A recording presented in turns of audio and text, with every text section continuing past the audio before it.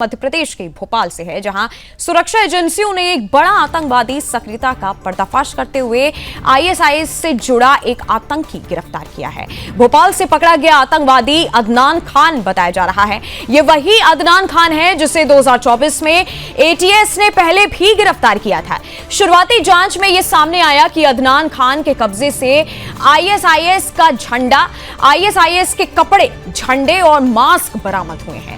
साथ ही उसके पास से लैपटॉप और पेन ड्राइव भी मिले हैं। आतंकियों के पास से मिली डिजिटल सामग्री और दस्तावेजों से संकेत मिलते हैं कि इनके तार सीरिया से जुड़े हुए हैं और ये एक हैंडलर को रिपोर्ट करते थे जो सीरिया में स्थित बताया जा रहा है। इसी क्रम में बताया गया है कि एलईडी ब्लास्ट की प्लानिंग फेल हो गई थी और जांच के दौरान यह भी पता चला कि दक्षिण दिल्ली और सार्वजनिक स्थानों को निशाना बनाने की तैयारी की जा रही थी।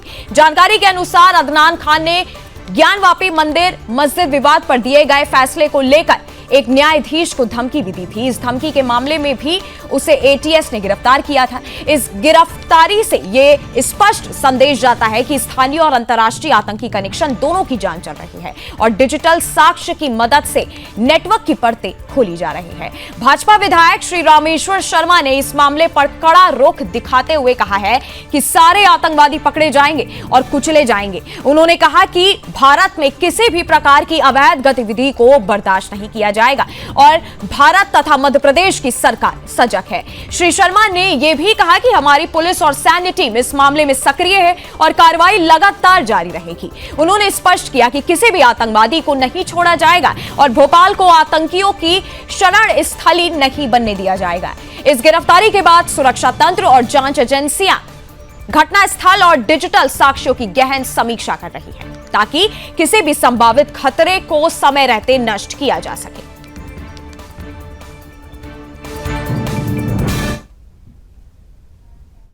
कोई बात नहीं, आतंकवादी पकड़े जाएंगे, कुचले जाएंगे, मारे जाएंगे। भारत में किसी भी प्रकार की गतिविधियां, अवैधानिक गतिविधियां करना नहीं दी जाएगी, क्योंकि भारत की सरकार और मध्य प्रदेश सरकार सजग है।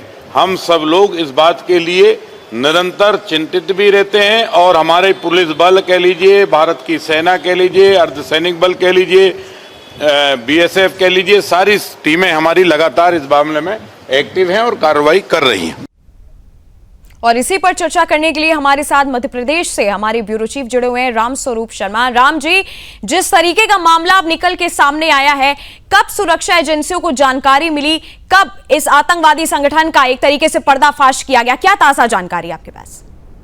देखिए नंदिनी, मैं सबसे पहले आपको बता दूं कि जो पकड़ा गया जो जिहादी आतंकवादी है अदनान, इसके बारे में न केवल एक जानकारी पुलिस के पास थी बल्कि और कई सारे एंगल पर पुलिस अभी लगातार जांच कर रही है और जो जांच एजेंसी है वो जो सीरिया और बांग्लादेश और जो दूसरे देशों से और आतंकी संगठनों से जो जानकारी प्राइमरी स्टेज में पहली पूछताछ में, प्राथमिक पूछताछ में जो जानकारियां सामने आई है, उन्हीं जानकारियों पर जो एटीएस और जो दूसरी जांच एजेंसी है, एक सूत्रों के हवाले से ये खबर है कि वो उन्हीं एंगल पर अलग अलग जांच कर रही है और उनके जो तार हैं आतंकवादियों के, ये कहाँ जुड़े हो सकते हैं। सबसे बड़ी बात यह है कि ज्ञानवापी मामले की सुनवाई करने वाले जो जज हैं, उस जज को भी इसी आतंकवादी ने धमकाया था, फैसले को प्रभावित करने की कोशिश की थी इस मामले में। एक तो सबसे बड़ी जानकारी निकल कर ये सामने आई है। दूसरी बात मैं ये बता दूं कि मध्य प्रदेश की राजधानी न केवल भोपाल बल्कि भोपाल के और जो दूसरे जो अलग अलग ठिकाने हैं, चाहे वो इस्लामिक मूवमेंट ऑफ इंडिया यानी कि सिमी हो या और जो दूसरे आतंकवादी संगठन है, उन सभी की एक सुरक्षित पनाहगार बनता जा रहा है।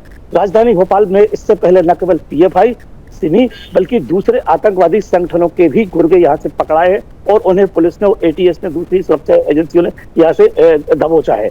पीएफआई से जुड़े हुए लोग भी यहाँ से पकड़े गए हैं। तो अपने आप में जांच एजेंसियों को, पुलिस को ये एक बहुत बड़ा चिंता का विषय है।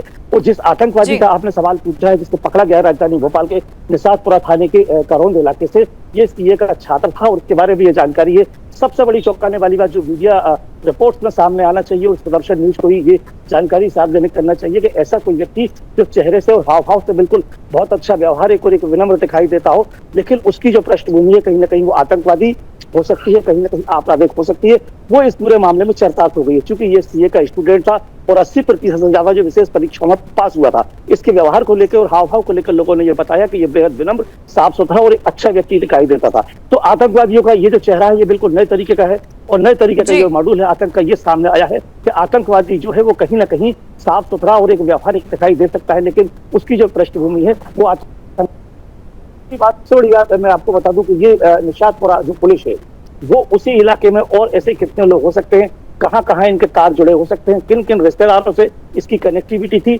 और सोशल मीडिया पर ये किस तरह से एक्टिव था और सोशल मीडिया के जो अलग अलग ग्रुप थे, चाहे वो फेसबुक के हों, व्हाट्सएप के हों, इंस्टाग्राम के या और जो दूसरे प्लेटफॉर्म है, उन प्लेटफॉर्म पर ये कहां कहां जुड़ा था और किस किस तरीके से ये मैसेज देता था, कैसे कैसे ये संदेश पहुंचाता था, उन सभी एंगल्स पर पुलिस तलाश कर रही है। और इसके पास न केवल पेन ड्राइव, विदेशी झंडे, विस्फोटक सामग्री और धार्मिक भावनाओं को भड़काने वाली जो आपत्तिजनक और असंवैधानिक जो सामग्री है वो इसके पास से बरामद हुई है। नंदिनी जी, राम जी, जिस तरीके से बताया जा रहा है अदनान के पास से जो भी आइटम मिले हैं, लैपटॉप मिला है, पेन ड्राइव मिली है, जो भी उपकरण मिले हुए हैं, उससे क्या महत्वपूर्ण जानकारी कुछ मिली है अभी तक?